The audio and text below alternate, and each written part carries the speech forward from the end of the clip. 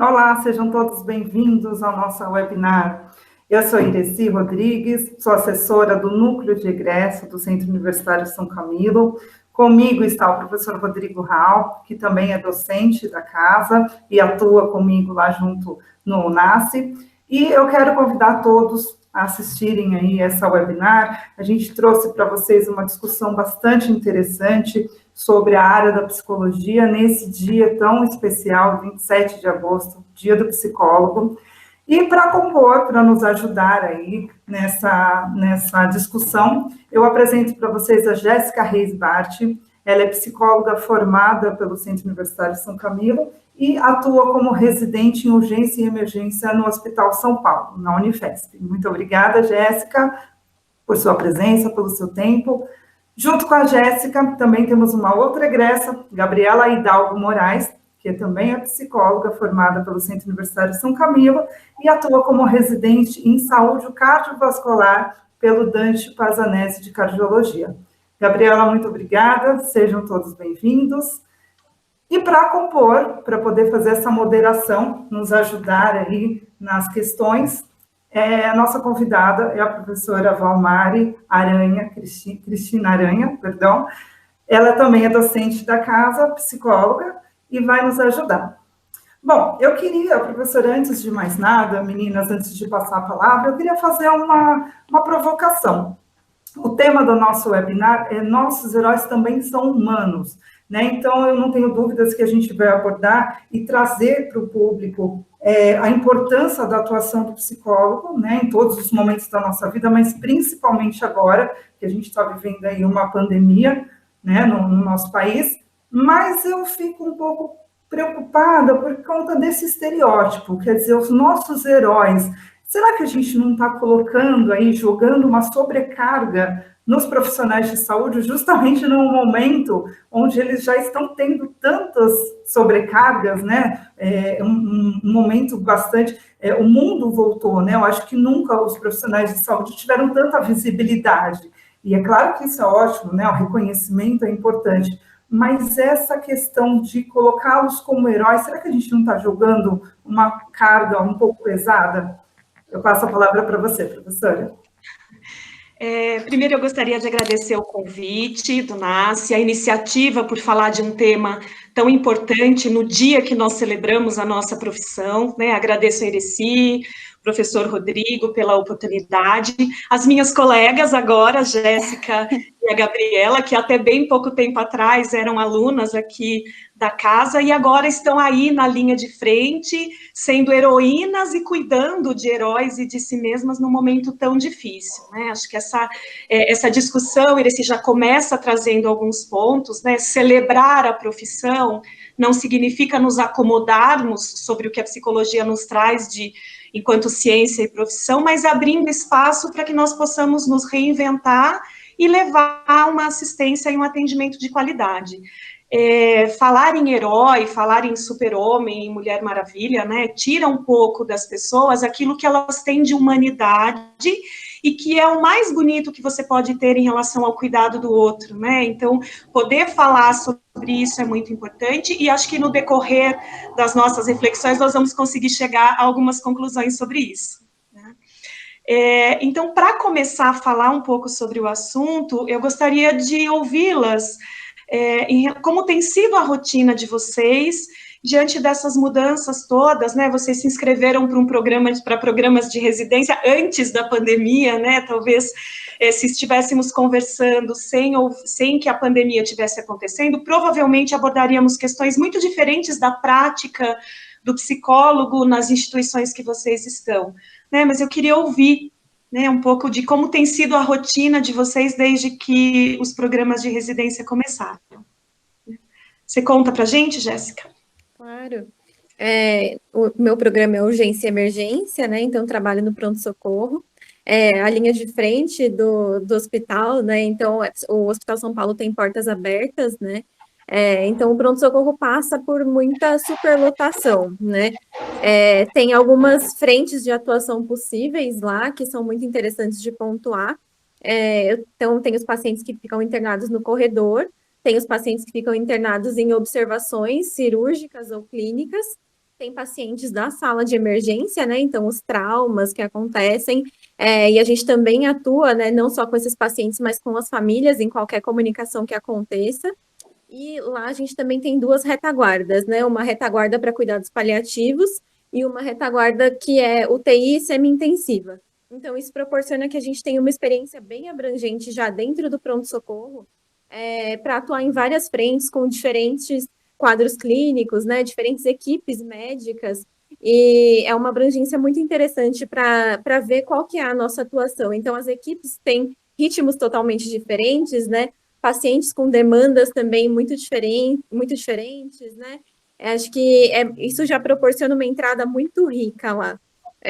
E tiveram muitas mudanças nesse cenário de atuação, então a gente está agora, onde era uma observação clínica, está uma área isolada só para coronavírus, onde a gente tinha cuidados paliativos, juntou, né, cuidados paliativos, coronavírus, né, então a gente teve mudanças expressivas na forma de atuar, inclusive na comunicação com famílias, que precisa ser virtual ou por telefone, muitas vezes, quanto o isolamento que os pacientes estão passando, né? Só ter contato com a equipe médica, só ter contato com a enfermagem, não conseguir ter visita familiar.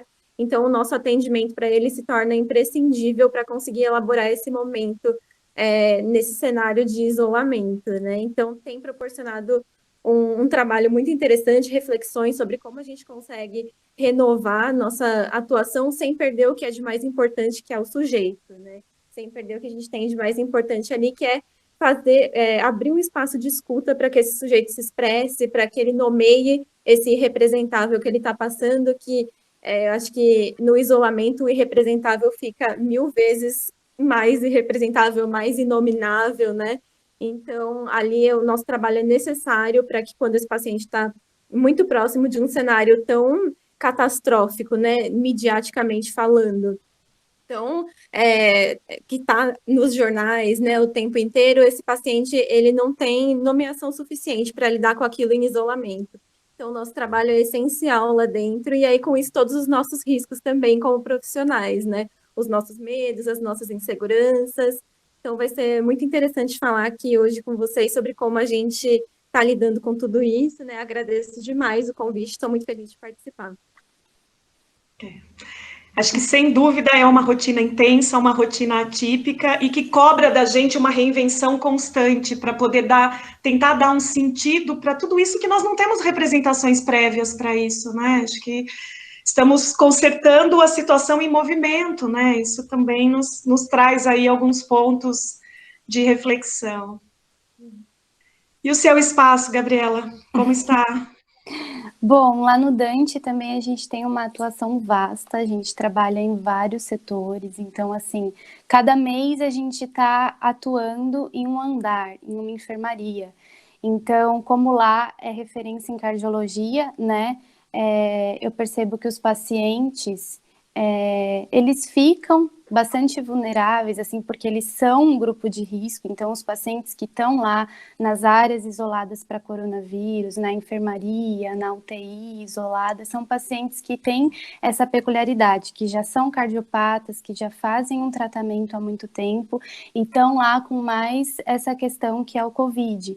Então, a nossa atuação, bom, eu atendi na equipe da coronária, na equipe do transplante cardíaco, estou atendendo agora na pediatria, então a gente lida com diversos pacientes, com diferentes equipes também, que tem toda aquela questão de ser, né, a internação pré-cirúrgica, pós-cirúrgica, a questão cirúrgica lá no Dante pega bastante, né? E, enfim, a gente vai percebendo como é importante ter todo o preparo do paciente no pré-cirúrgico, ter todo o acolhimento no pós-cirúrgico e falando, né, nas consultas mesmo, nos atendimentos, seja por chamado, por interconsulta, pela nossa busca ativa ou até pela demanda do próprio paciente, como é importante falando com eles sobre o cenário atual, porque os pacientes trazem toda uma preocupação, seja com eles que estão lá dentro, que estão em contato com a equipe, né, seja com a família que está lá fora e eles não estão podendo receber visita, até os que não estão infectados, né, Lá a gente está a visita está muito restrita, né? Visita ou permanecer o acompanhante, depende muito. Então, isso está pegando bastante. Então, o nosso trabalho principal, além das questões da cardiologia em si, é também contextualizar, ajudar o paciente a se contextualizar, a lidar com esse cenário social que está acontecendo, com o isolamento, enfim, é bem o que a Jéssica falou também da nomeação, da representação desse momento, né? Que o imperativo é se cuidar, se preocupar com a coletividade, mas e as necessidades internas? E o desamparo, e o que vai retornando, né? Porque quando a gente lida com um contexto como esse, do desconhecido, angústias nossas primitivas, o medo da morte, né? O luto de como a vida era antes e agora eu não sei como que vai ser no futuro, então eu já tenho uma vulnerabilidade, como eu vou lidar com mais um agravamento. Então, tudo isso vai aparecendo, tanto no contato com os pacientes, quanto no contato com os profissionais, com os familiares, enfim. Muito obrigada pelo convite de hoje, fiquei muito feliz por estar participando dessa nossa discussão, muito rica, e acho que vamos seguir. Tá. Acho que nas duas experiências, vocês trazem cenários já de um cuidado específico, tanto cuidado paliativo quanto as cardiopatias, onde você já vai para fazer um tipo de tratamento mais delicado, e agora com a COVID, com o risco da morte, da solidão, né, do morrer sozinho, da impossibilidade de elaboração do luto, né, da distância, da preocupação com quem está lá fora. A gente tem visto, né, as pessoas fazendo chamadas telefônicas, chamada de vídeo, se despedindo dos familiares, e os profissionais estão vendo tudo isso, né? E os profissionais vendo tudo isso, e também estando suscetível a tudo isso, né? Nós estudamos psicologia, nós trabalhamos com o sofrimento do outro, e às vezes cuidamos de doenças que não necessariamente nós teremos simplesmente por estarmos vivos, né? Uhum. Agora, a COVID poderemos ter simplesmente pelo fato de estarmos vivos e atuando, e o quanto isso também passa pelo imaginário do profissional, e o quanto isso também chega até o paciente, pessoas jovens, pessoas tendo uma evolução muito rápida, muita interrogação em relação aos desfechos da COVID.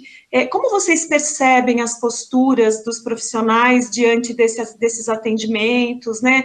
Vocês conseguem identificar alguns comportamentos de risco psíquico, algum sofrimento muito intenso nos profissionais com os quais vocês trabalham?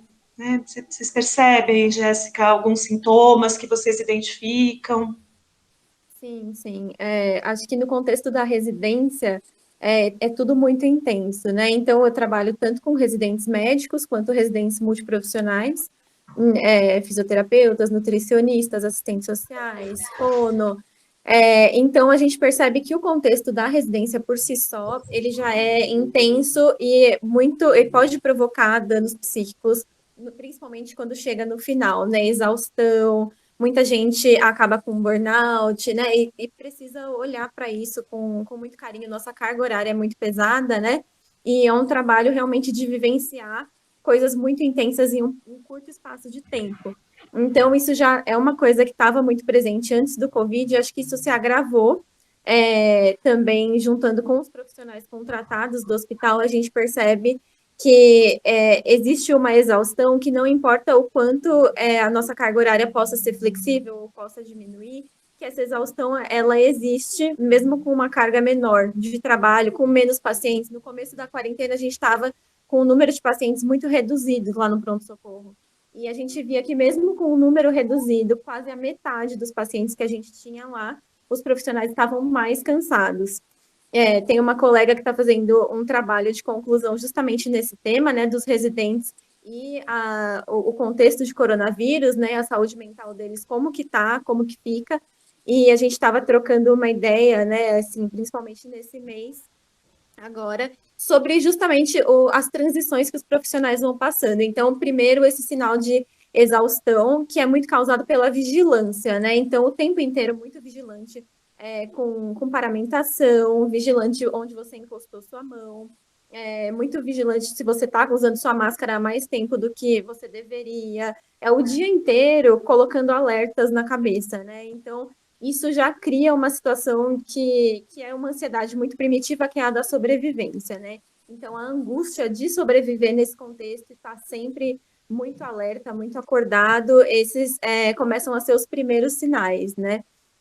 Depois a gente vê que, conforme a exaustão vai acontecendo, os profissionais eles acabam baixando a guarda também.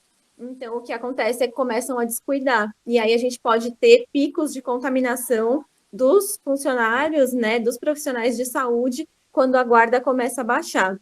Então, acontecem esses momentos, e aí um pico de contaminação leva todo mundo a levantar a guarda de novo, e depois de uma exaustão, a próxima vai ser sempre pior, né? Então, a gente vai vendo esses sinais, e aí a exaustão ela pode aparecer de várias maneiras, né?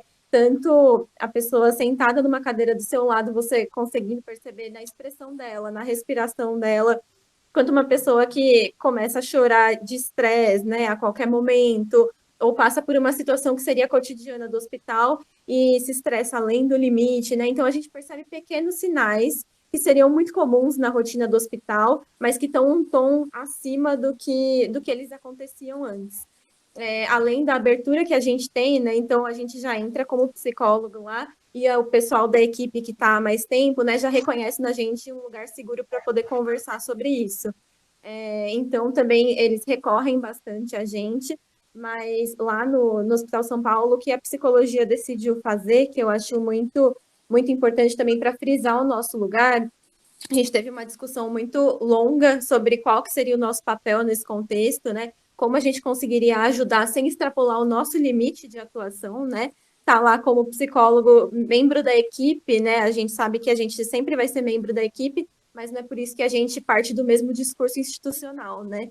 Então, a gente está em um lugar muito ambíguo nesse sentido, e que é riquíssimo para a nossa atuação e para o giro discursivo que a gente faz dentro do hospital, dentro da instituição. E como que a gente ia atuar nesse sentido? A gente estava tapando furos da instituição, de repente, em um momento de muita angústia, a gente estava se sobrecarregando, tentando escutar esses profissionais, sendo que a gente era também membro daquela equipe.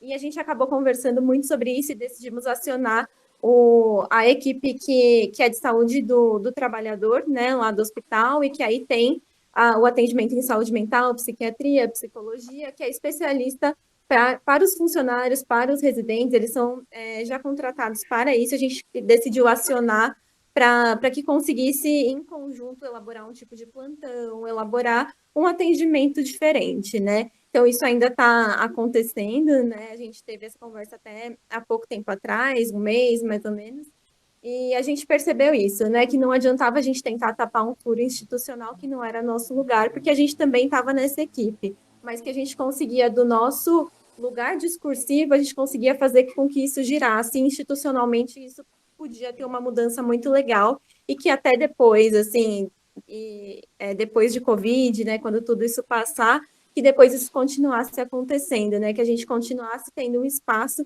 que os profissionais fossem procurar e que isso não fosse taxado como uma coisa ruim, como muitas vezes como uma falta de coragem, uma falta de esforço, como fraqueza, mas não, que isso fosse realmente um cuidado, né? Então, a gente ainda está pensando nessas soluções, mas é uma baita discussão que a gente teve desse lugar discursivo que a gente ocupa, e super importante também para a gente saber os nossos limites enquanto atuação mesmo. Uhum. Não, muito importante, Jéssica, porque você tem uma contribuição com a instituição para além do atendimento ao paciente, né? Acho que quando nós falamos do lugar do psicólogo, das diversas formas que nós conseguimos atuar, mesmo dentro de uma instituição, né? E é importante também a gente não assumir um contrato onipotente dentro dos espaços, achando que a gente tem que dar conta de tudo, né?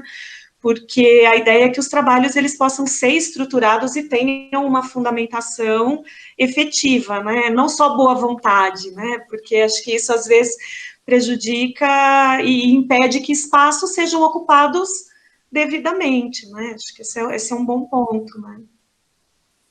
E na sua experiência, Gabriela? Bom, eu percebo nos profissionais de saúde, né, até os residentes mesmo que entraram com a gente agora esse ano lá no Dante, que existe um comportamento, eles foram assumindo, porque é bem do que a Jéssica falou mesmo, a gente está sempre em alerta, né? Sempre prestando atenção nas estratégias de cuidado, na paramentação, desparamentação, higienização, enfim, então é um movimento sempre em alerta. Mas é bem isso mesmo, tem picos. Então, no começo, essa alerta estava máxima. Depois, por conta do cansaço, por conta da tensão que vai ficando extrema, que vai ficando contínua demais, eu fui percebendo, num primeiro momento, o medo dos profissionais, dos residentes, até meu mesmo, de trazer algo para casa e contaminar a nossa família. Isso é uma preocupação que se generaliza, né? Então, isso é uma preocupação desses profissionais, mas também um comportamento que vai sendo assumido, até defensivamente, de uma defesa, uma onipotência.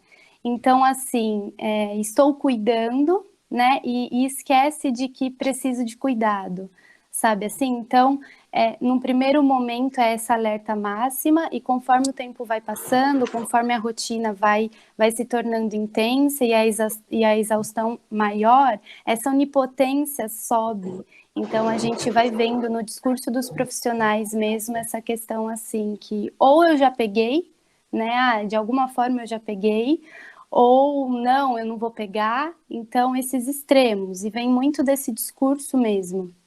E isso vai me preocupando, a gente até discute isso lá nas nossas supervisões, nas nossas reuniões clínicas, que a gente discute os casos, os pacientes, mas também como os discursos dos profissionais vão causando esse efeito, né? E fora a questão da irritabilidade também da equipe e de como a gente, né, procura mediar a comunicação da equipe com o paciente ou com os familiares, porque isso é um sintoma também que vai se manifestando, né? Dentro desse cansaço, essa onipotência e essa irritabilidade, vamos dizer assim.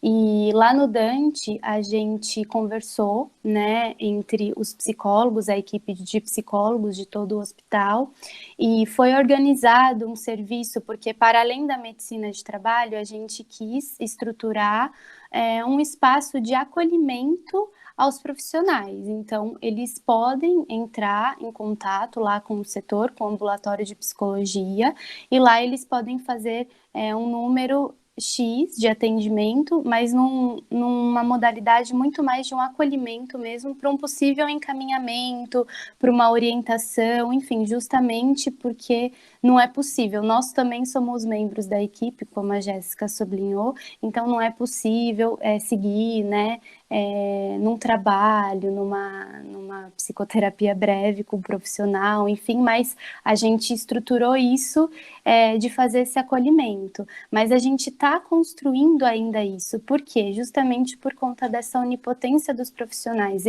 No início, eles cobravam um posicionamento nosso, né? Logo no início, e a gente já estava pensando, então pensamos e estruturamos, principalmente as nossas preceptoras, né, que assumem isso para com os profissionais. Mas depois que isso foi estruturado, poucos buscaram o serviço. Então há uma dificuldade de entrar em contato mesmo com com a própria sensação de desamparo, ou até com a flexibilização dessa defesa toda que eles acabam assumindo e tudo mais. Então a gente vai percebendo e se preocupa a partir daí, né? Mas é muito da comunicação mesmo, das reuniões, né, entre a equipe, que a gente consegue ir alertando ou consegue ir acolhendo em alguma conversa, encaminhando.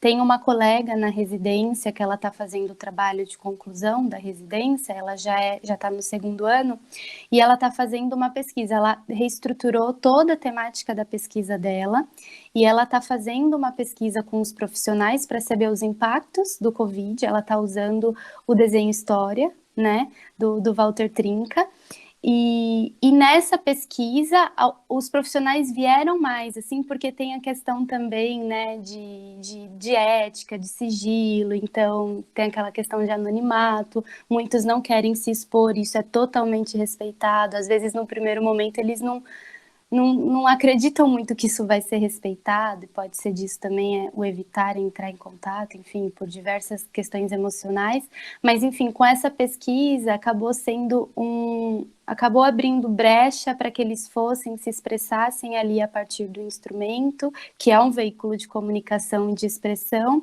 e ela faz mesmo, a residente faz também o acolhimento, o encaminhamento, orienta se necessário. Então foi bem interessante. E é assim que a gente vai construindo caminhos de escuta, né? Escuta para o paciente, mas também para a equipe, enfim, que tá sim bastante sobrecarregada e que está sim precisando desse apoio, dessa sustentação.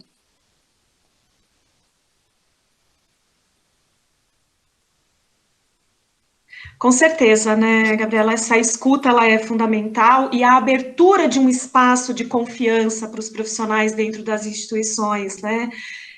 Acho que nunca se falou tanto em saúde mental como se fala agora, nunca se deu tanta importância ao cuidado da saúde mental do profissional de saúde, porque até bem pouco tempo atrás, um profissional de saúde que tivesse um problema de saúde mental era um profissional frágil, era um profissional que tinha sua competência técnica questionável, né? Então as pessoas escondem e relatos, né, de somatizações, de abuso de droga, abuso de medicamento, para poder dar conta de todo o sofrimento que o trabalho em si já gera, nesses contextos que vocês estão ilustrando muito bem, e que agora, com a pandemia, né, parece que precisou se agravar para que a gente olhasse para uma situação que já não era tranquila, né?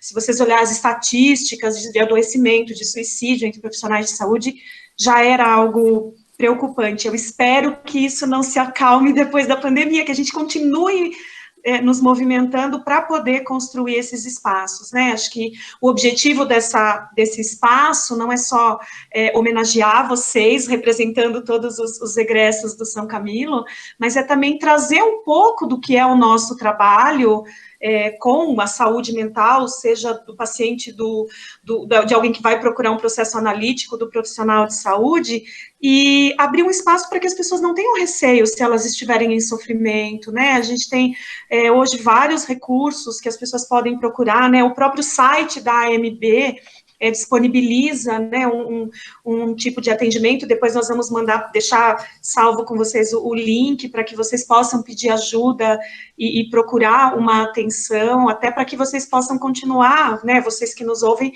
possam continuar se cuidando. E acho que essa ideia, Gabriela, que você trouxe, né, das pessoas não assumirem o seu sofrimento, vem na direção do super-herói, que a Ireci falou logo no início, né? Então, se eu tenho que ser super-herói, como eu posso ter medo, como eu posso ter insegurança, como eu posso me irritar com aquilo que eu escolhi trabalhar, e a própria sobrecarga que a Jéssica falou, né, e a residência ilustra muito bem, e a gente sai apaixonada ao final da residência, mesmo com todas as tensões, né? Eu acho que sou suspeita, né? A gente escolhe uma profissão baseado naquilo que a gente vivencia e naquilo que se constrói e nos constrói por meio dessa escolha. E eu queria muito, para finalizar, né, para começar a encerrar essa nossa discussão, que vocês falassem um pouquinho como a gente pode se cuidar, né? Porque se para o profissional de saúde, o enfermeiro, o fisioterapeuta, o médico, é difícil cuidar da sua saúde mental ou assumir que há uma dificuldade com a saúde mental, e para o psicólogo que trabalha com isso, né? Então, como o psicólogo cuida, ou ele pode, se na residência vocês têm algum cuidado específico para isso, como vocês orientam as pessoas que estão aí em trabalhos como vocês, e às vezes em serviços menos estruturados do que os serviços que vocês estão, que são serviços de referência, né? Como cuidar da própria saúde mental para poder continuar cuidando do outro, né? Sem... O que você orienta, Jéssica? Assim, no meu percurso, né, até agora especificamente, acho que esse começo, o mais difícil é a gente conseguir se autorizar, né? Como você disse, a gente até Ano passado era estudante de psicologia, virou o ano, virou o dia, a gente virou psicólogo. Então, isso não é um caminho fácil, né? Então, um percurso de autorização próprio é necessário. Isso não acontece igual tirar o CRP, que você vai lá depois de 10 dias, e a sua autorização não vem junto, né, com o CRP. É um percurso de muito estudo, muita análise, assim, muita terapia, né, na linha que for mais confortável, né, para o profissional. Mas eu me formando também psicanalista, né, muita análise, muita teoria e muita supervisão, e é assim que eu vou conseguindo me autorizar. Tem o título de um livro que eu gosto muito, da Ana Cristina Figueiredo, que ele resume o que é o que sou eu lá no hospital, né? Que são vastas confusões e atendimentos imperfeitos. Eu adoro, eu acho que me ajudou muito, foi uma construção muito importante para mim durante o TCC da faculdade e agora durante esse período de residência, porque acho que o nosso percurso de autorização é também saber que a imperfeição caminha junto com a gente, né? Então, saber olhar para isso, saber que a gente está em formação, né? E que isso não acontece de uma hora para outra, e que dentro do hospital são vastas confusões mesmo, e que é difícil realmente de se localizar, que no começo a gente fica perdido, e que demora um tempo até a gente achar o nosso lugar e a gente conseguir se autorizar a falar desse lugar, né? Então, como eu disse, a gente tem uma questão discursiva importante dentro da nossa profissão, que a gente está ali enquanto equipe, mas não está enquanto discurso institucional. E encontrar esse lugar é difícil muitas vezes porque a equipe quer que a gente esteja ali como eles, mas a gente sabe que a gente está ali também para o paciente, para a família, né? Então a gente está ali para endereçar essas demandas que são deles. Isso é essencial de saber que esse lugar ele vai ser ambíguo e que com isso virão aí vastas confusões e atendimentos imperfeitos. Então, o que eu aprendi muito até com o título desse livro e com a conclusão dele, é que a gente precisa saber conviver com esse lugar e conviver com a área da saúde, né? Acho que essa é uma conclusão que ela chega, que para mim é fantástica e que eu penso nela todos os dias quando eu tô lá, toda hora que eu duvido, toda hora que eu tropeço, isso que me vem na cabeça e é isso que consegue me segurar ali no meu lugar, né? Conforme eu fui me autorizando, essa questão ela fica melhor, né? E aí eu tenho os meus espaços de cuidado pessoais, né? Então, eu tenho meus bichinhos, eu tenho a minha casa, eu tenho as minhas séries, eu tenho a minha análise que é extremamente valorizada, né? Que eu acho que se eu não tivesse, eu não seria metade da profissional que eu estou me tornando.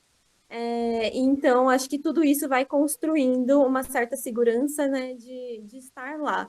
Mas o primordial, acho que é se olhar como atendimentos imperfeitos, né? Então, se olhar já como faltante a princípio, né? Então, a partir do momento que eu falo, eu também falto, e a partir desse momento que eu reconheço, eu consigo buscar alguma coisa, né? Então, a gente sempre fala que o desejo é metonímia, né? Acho isso muito bonito também, porque eu acho que vai dessa construção. Então, em meio ao medo, em meio a tudo isso que está acontecendo agora, e toda a imprecisão que tem nesse momento, a imprecisão da nossa atuação, eu encontrei minha segurança na minha base teórica, né? Então, a minha segurança lá dentro foi encontrada dentro do meu estudo, e só nisso que eu consigo me sustentar.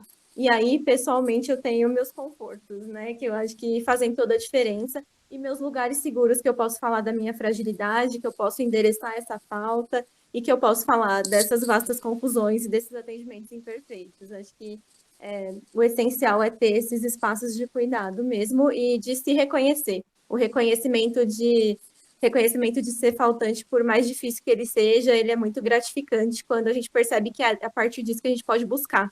Então, fico muito feliz, assim, com esse percurso que eu estou tendo até agora, está sendo extremamente satisfatório, mesmo em meio a tudo isso que está acontecendo.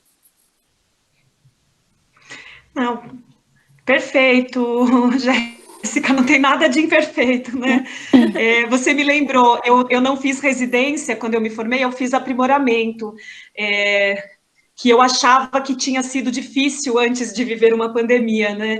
E a minha supervisora, na época, me deu esse livro para acalmar as minhas angústias em relação à profissão, né? E acho que se isso traz essa constatação dessa falta e a busca por algo que nos agregue, se isso já é difícil, vocês saírem da graduação, por mais que a gente tenha, e o São Camilo tenha essa preocupação, informar vocês para a saúde, informar vocês para o cuidado do outro, não é de uma hora para o outro se tornar psicólogo, é se tornar psicólogo e entrar numa pandemia, né? Porque eu imagino que vocês ficaram nem meses, menos do que isso, e já foram atender toda essa densidade, né? Então, é um prazer ouvir você e ver o quanto você está madura nessa prática, né? Acho que isso, como professor, nos deixa muito felizes, assim, de saber que o futuro está garantido, né? Muito obrigada mesmo, Jéssica. Ai, obrigada pelas palavras, professora. Gabriela, sua receita agora. Quando eu estava na graduação ainda, a gente fez um trabalho, né, de psicologia hospitalar, e eu fiz esse trabalho com uma profissional do HC, a Celeste, e ela sempre falava, né, que para lidar no dia a dia, ali no trabalho hospitalar, com pacientes que sofrem de uma vulnerabilidade no corpo e até mesmo das necessidades psicoemocionais, enfim, era necessário um autocuidado, né, cuidar da nossa saúde mental.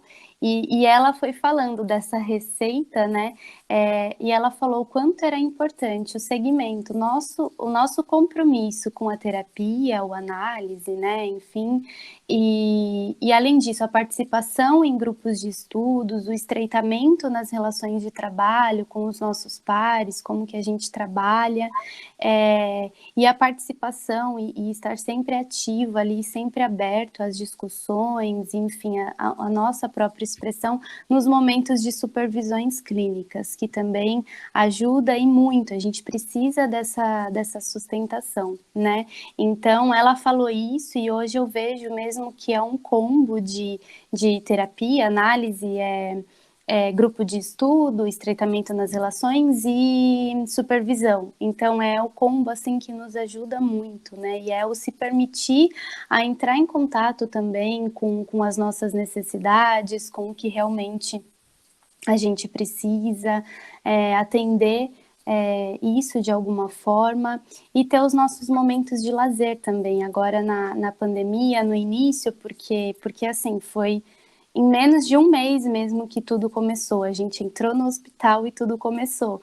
Então, no início, estava bem difícil, porque a gente não... E ainda é difícil porque a gente fica a semana inteira no hospital, são muitas horas, e quando chega no final de semana, ou quando chega nos momentos de folga, né, não tem um lazer, não tem um conviver, não tem um social, né? Então a gente teve que se reestabelecer. E é um processo contínuo mesmo de aprendizado, de enfrentamento, que a gente precisa recorrer ao outro, precisa de ajuda aos próprios familiares, aos próprios colegas, né, dentro do hospital. E aos profissionais, enfim, aos nossos profissionais que cuidam da gente, que a gente precisa recorrer também. Então, é nesse processo que a gente vai enfrentando, se restabelecendo, né? E não sem medo ou sem sofrimento, mas com isso, sabendo que essa vulnerabilidade, essa dor, essa falta mesmo, os medos fazem parte de nós, né?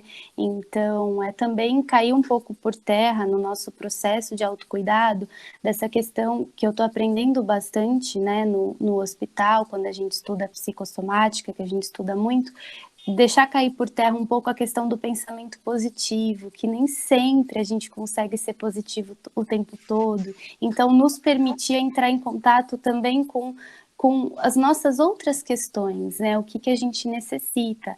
E nesse processo de autocuidado, enfim, nesse processo em que a gente precisa da escuta, né? A gente identificando em nós os nossos recursos, as nossas potencialidades, as nossas lembranças, as nossas possibilidades de se reestabelecer, de se reinventar em meio a tudo isso e de continuar aprendendo, amadurecendo como profissional, como pessoa, né?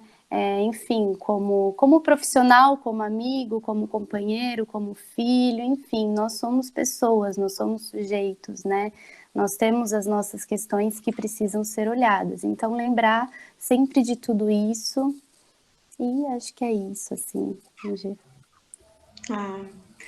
Lindo trabalho, Gabriela. Eu fico muito feliz, né? Até pouco tempo atrás fazíamos estágios juntas no hospital, né? E te ver agora colocando tudo que você pensou, colocando em prática e trocando com outras pessoas, me deixa muito orgulhosa, né? Eu acho que eu só posso dizer, né, ao NASCE que é um presente para mim, né, comemorar e celebrar o Dia do Psicólogo ouvindo duas experiências tão bem-sucedidas, tão consistentes, e que estão só no começo, tem muita coisa pela frente ainda, né? Acho que espaços como esse são muito importantes, e eu agradeço ao NASCE a oportunidade da gente saber o que está acontecendo com as pessoas com as quais nós tivemos contato e acompanhamos de certa forma, para que a gente possa continuar inspirados aí para seguir formando Jéssicas, Gabrielas, Ingrids, Anas e por aí afora. Muito obrigada e parabéns a todos os egressos, psicólogos e todos que pensam em fazer esse curso, né? Claro que nós somos suspeitas, né? Acho que é uma profissão que vocês mostraram muito bem que não só nos realiza profissionalmente, mas pessoalmente. Muito obrigada. Também Professora, agradeço.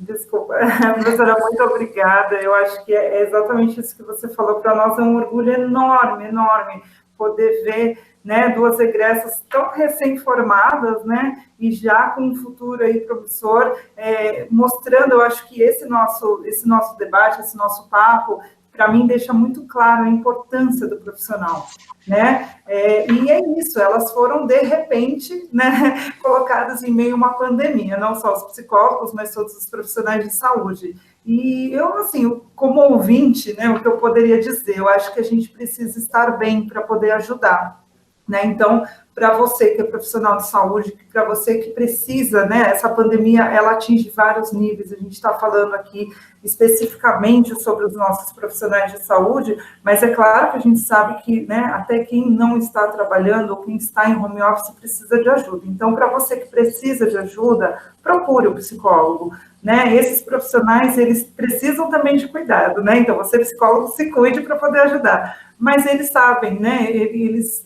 estão aí para isso, né? Então, eu acho que é super importante, acho que essa nossa fala, a experiência que as meninas estão trazendo para nós é muito rica. É claro que, para quem está de fora, né, é um pouco mais fácil de falar, mas eu tenho quase certeza que depois que tudo isso acabar, vocês sairão muito melhores, profissionais que tiveram a oportunidade de passar por um momento maluco, assim, não é o Brasil que está com uma pandemia, né? A gente não é uma coisa isolada, é o mundo. Então, muito, muito obrigada mesmo, de verdade. A oportunidade de estar aqui, de falar um pouco mais da formação, da profissão, e acho que para todo mundo que está pensando ou em cursar psicologia ou na carreira hospitalar, é necessário muita implicação, muito desejo, mas também é muito gratificante. Eu não me arrependo nem por um segundo. Obrigada. Eu também gostaria de agradecer o convite e deixar em alerta, né? Em alerta a importância do autocuidado, a importância de buscar mesmo profissionais que possam trazer, enfim, essa sustentação, esse fortalecimento dos nossos recursos, enfim, e claro, né? Quem quiser entrar no mundo da psicologia, realmente, né? Entrem abertos para muito aprendizado, para muita desconstrução, né, e para muitas descobertas sobre o outro, sobre si mesmo, enfim. É um mundo, é um universo de relações, de descobertas, de conhecimento, enfim, muito obrigada. Eu que agradeço mais uma vez. Quero lembrar só que todo esse conteúdo está disponível, tá? Vai ficar disponível nas redes sociais do Centro Universitário de São Camilo. E, mais uma vez, obrigada. Até o próximo encontro.